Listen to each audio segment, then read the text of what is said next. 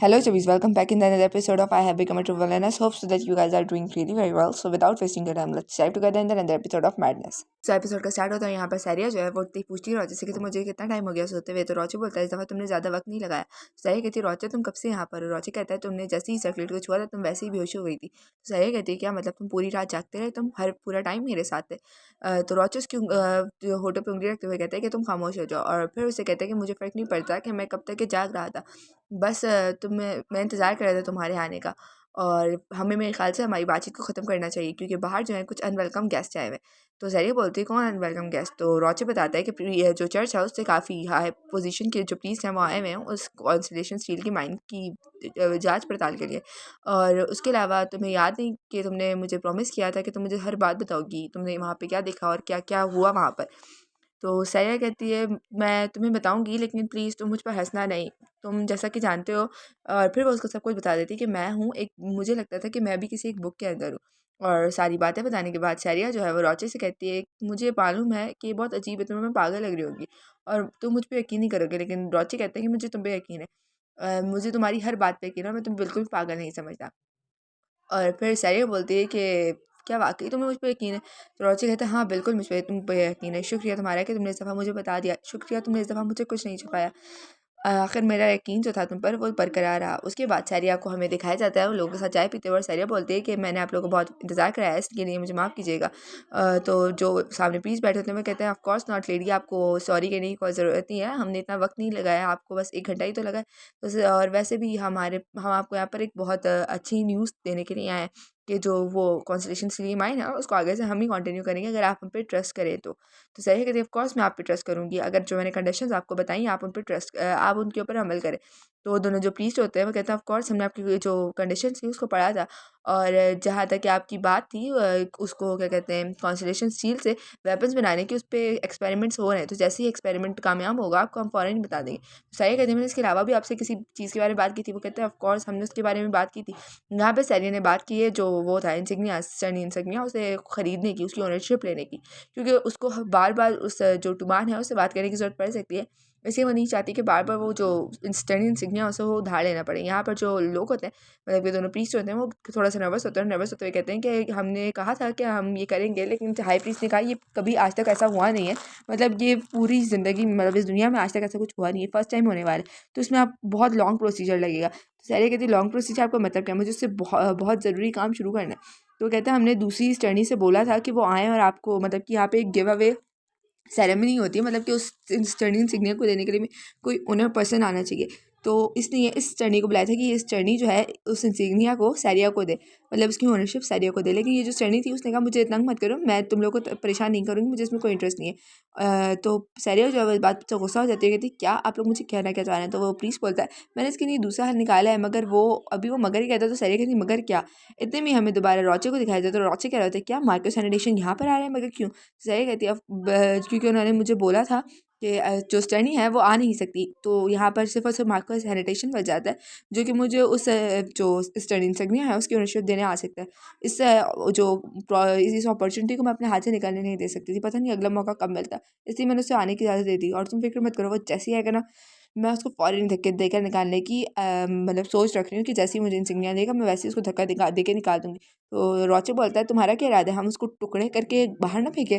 तो सैरिया कहती है क्या वाकई तुम मजाक कर रहे हो ना मुझसे, ये बात वो हंसते हुए कह रही थी। और उसके बाद रोचे का उस तरह का मुंह देख के मतलब कि देख सकते हो आप कैसा अजीब सा मुंह बना रहा होता है, तो उसका वैसे फेस देखते हुए सैरिया कहती है क्या वाकई तुम ऐसा करने वाले, क्या तुम सीरियस हो। तो रोचे कहता है मुझे वो बिल्कुल नहीं पसंद, पता नहीं क्यों मुझे वो बहुत बुरा लगता है, मुझे उससे देख के नफरत होती है।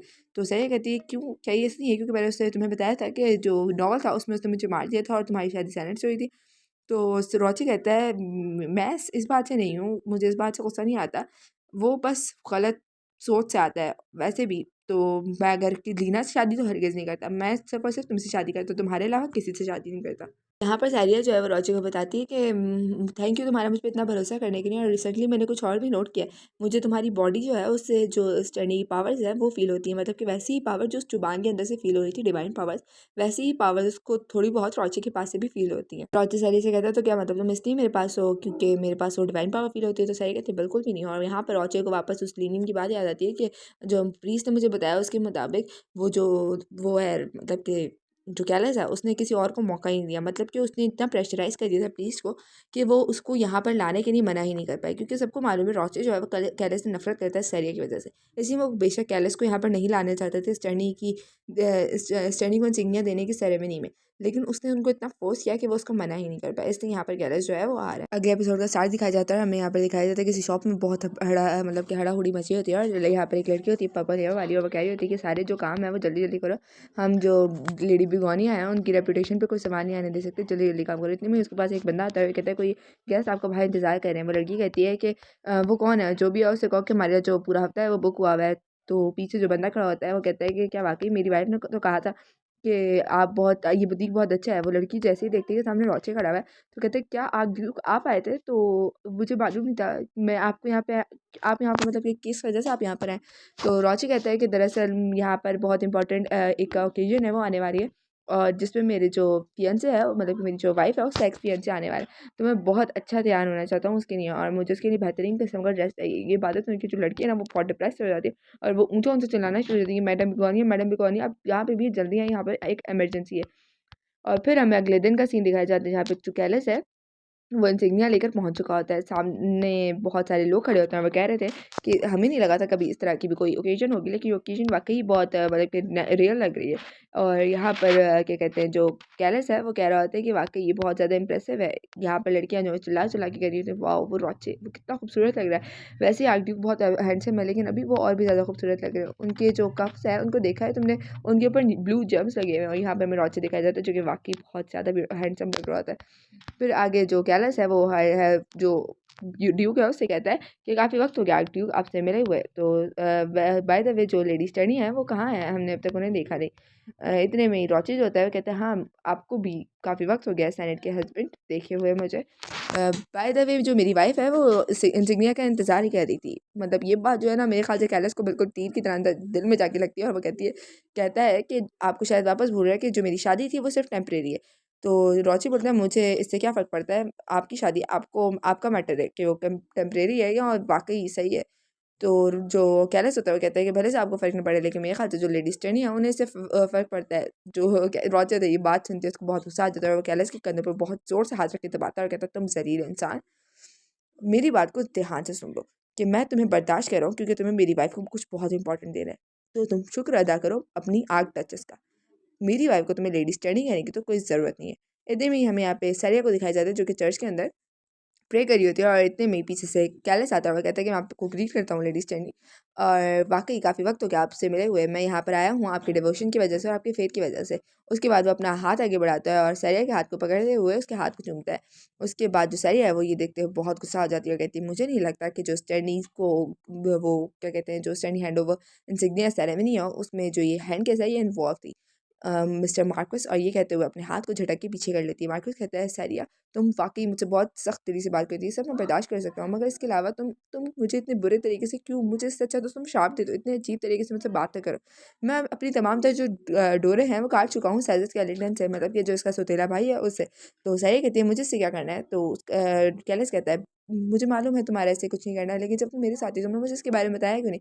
तुम्हें मालूम है कि मैं उसके साथ कितनी अच्छे टर्म्स एंड कंडीशन पे था, अगर बात तुम मुझे पहले बता देती तो मैं कभी उससे ऐसे ताल्लुकात रखते ही नहीं, क्यों तुमने मुझे कुछ क्यों नहीं बताया। सही कहती मैं तुम्हें क्यों बताती, क्या ये भी मेरी गलती है कि मैंने तुम्हें उसके बारे में सैरिस के बारे में कुछ नहीं बताया था। वो ये कहते हुए आगे जा रही होती तो वो कहता है कि नहीं मेरे कहने का ये मतलब नहीं था, मैं बस तुम्हारी जो मुकम्मल कहानी है वो जानना चाहता था, मैं कभी भी तुम्हें इस तरह हर्ट नहीं करना चाहता था सरिया। ये कहते हुए वो सरिया के कंधे पे हाथ रखने जाता है और कहता है कि मुझे यकीन है अगर मुझे ये बात मालूम होती मैं कभी भी मैं शादी नहीं होता। सरिया कहती है बस करो तुम अपनी गलतियों को मुझ पे कब तक डालते रहोगे, ये तुम्हारी गलती थी, अगर तुम वो बेवकूफ़ हरकतें ना करते तो ऐसा कुछ नहीं होता। ये कहते हैं उसके जो हाथ है उसको पीछे धक्का दे देती, तुम्हारी सारी बातें जो है वो बकवास है, तुम्हारा डिसीजन था वहाँ जाने का, ये तुम्हारे डिसीजन की वजह से हुआ कि हमारी शादी नहीं हुई। ये सैलरीज की वजह से नहीं है, कि रोची की वजह से नहीं है, ये मेरी वजह से नहीं है, ये सब तुम्हारी गलती थी, ये तुम्हारा डिसीजन था। ये कहते हैं वो उसको धक्का दे रही होती है। और फिर जो कैरस है वो कहता है अगर हमारा एनुअल मैरिज जो है लीना के साथ मैं उसको तोड़ दूँ तो क्या। तो सही कहती क्या तुम हर वक्त कहते रहते हो कि हम तो अपनी शादी तोड़ देंगे, अपनी शादी तोड़ देंगे, इतने सेल्फिश कैसे हो सकते हो।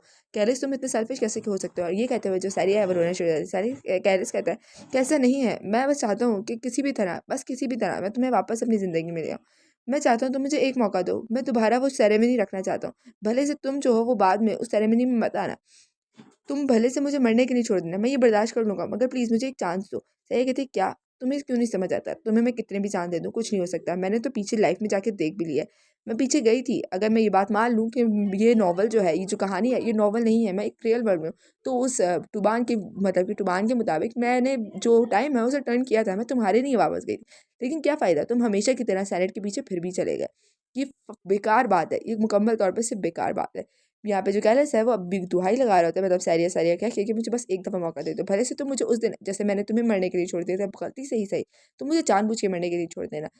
उसके अलावा मैं तुम्हारे लिए कर भी क्या सकता हूँ? प्लीज़ मेरी बात मानो। यहाँ पे जो सैरिया है वो कह रही होती है कि कैलस तुम बकवास करना बंद करो, लेकिन कैलस जो है वो बस घुटनों पे बैठ के जो फरियाद है वो कर रहा होता है, और यहाँ पे ये सैरिया का हाथ पकड़ लेता है। इतने में इन दोनों को मतलब कि कैलस को सैरिया का हाथ पकड़े हुए जो रोचे है वो देख लेता है। सो लेट्स सी अगले एपिसोड में जो कैलस है उसके साथ क्या होने वाला है, क्योंकि रोचे बहुत गुस्सा दिख रहा है, आप देख सकते हो उसके फेस से। So yes, it's enough for today. Hope so कि वीडियो पसंद आई हो आप लोगों को। मिलता है आपसे नेक्स्ट एपिसोड में, तब तक के लिए वेट करो, stay tune to my channel. और यस, एक बात और कहनी है मुझे कि अगर आप अपने किसी फ्रेंड को जानते हो जो कि कॉमिक्स की एक्सप्लेनेशन देखना पसंद करता है, तो प्लीज़ उसके साथ जो मेरी वीडियोस है उन्हें ज़रूर शेयर करना, क्योंकि जो मेरे चैनल की रीच है वो बहुत कम है। मैं इसको जल्द से जल्द बहुत ज़्यादा इंक्रीज़ करना चाहती हूँ, तो प्लीज़ मतलब प्लीज़ लोगों के साथ शेयर करना, वीडियो को लाइक करना, चैनल को पे नए हो तो सब्सक्राइब कर देना। मिलते हैं आपसे नेक्स्ट वीडियो में, तब तक के लिए टेक केयर, बाय बाय, अल्लाह हाफ़िज़।